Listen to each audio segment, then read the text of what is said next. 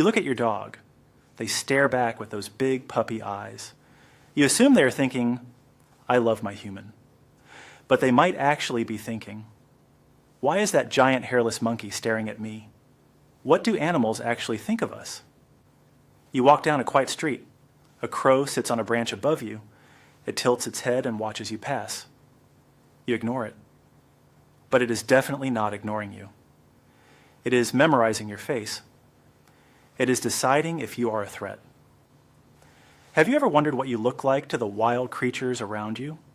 For a long time, we thought animals lived in a silent world of pure instinct. We assumed they saw us as walking trees that occasionally drop food. But modern science has shattered this idea. Animals are watching us. They are analyzing us. And yes, they are gossiping about us behind our backs. To understand how deep this goes, you have to look at the crows. Dr. John Marsluff at the University of Washington wanted to know if crows could recognize individual human faces. So he and his team wore a creepy rubber caveman mask while trapping and banding wild crows. They also wore a neutral politician mask as a control. For years after, whenever anyone walked through the park wearing the caveman mask, the crows went wild. They gathered in trees to scream, dive bomb, and throw a fit. But they completely ignored the politician mask. The crows were reading the exact shape of our eyes, nose, and mouth. Even crazier, crows that had never even met the researchers joined the angry mob. The original crows had told their kids and neighbors about the caveman jerk. They passed down a literal legend of the dangerous human. To a crow, you're not just a generic mammal. You are a specific character in their neighborhood drama. You're either a friend, a foe, or a stranger under heavy suspicion.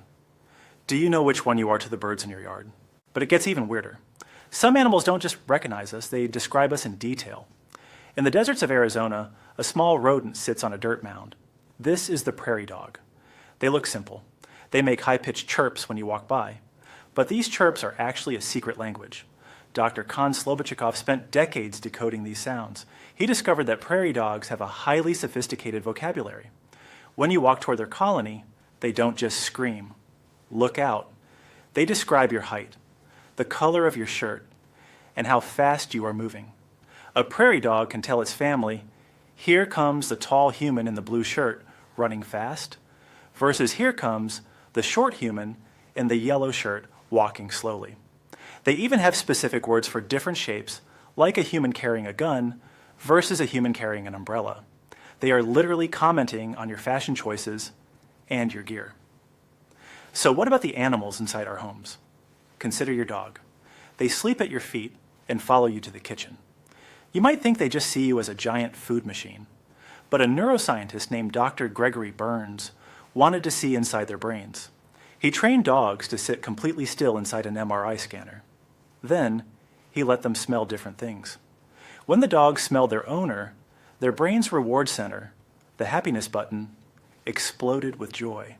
The reaction was way stronger than their response to delicious food. They don't just see you as a food dispenser, they see you as family. Dogs know we aren't dogs, but they have decided we are their pack leaders. You are a God who controls the weather and the food supply, but a God who gives great belly rubs. Cats, however, have a very different perspective. They do not look up to us. They do not think we are gods. Dr. John Bradshaw has studied cats for decades and found they treat humans exactly the same way they treat other cats. They rub against your legs, groom your hair, and bring you dead mice. In the cat world, these are things you do for family members. But cats don't have bosses or leaders. When your cat looks at you, they don't see a master. They see a giant, friendly, clumsy roommate. They see a huge cat that is terrible at hunting, but somehow keeps the food bowl full.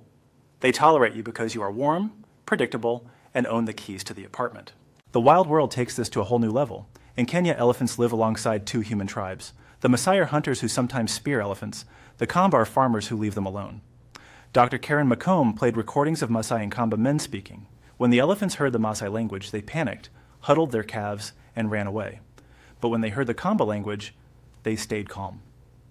Even more amazing, when they played recordings of Maasai women and boys who do not hunt elephants, the elephants didn't run. They knew that only Maasai men were dangerous. They were analyzing the language, gender, and age of the human voice from a single sound. They can hear your intentions before you even get close. What does all of this mean for you?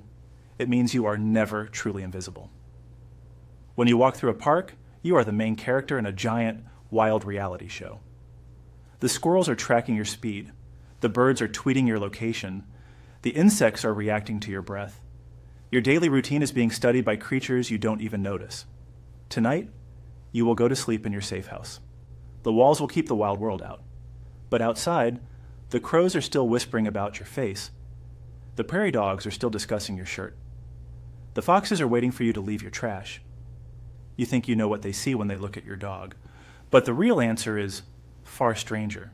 They see a giant, mysterious force. They see you.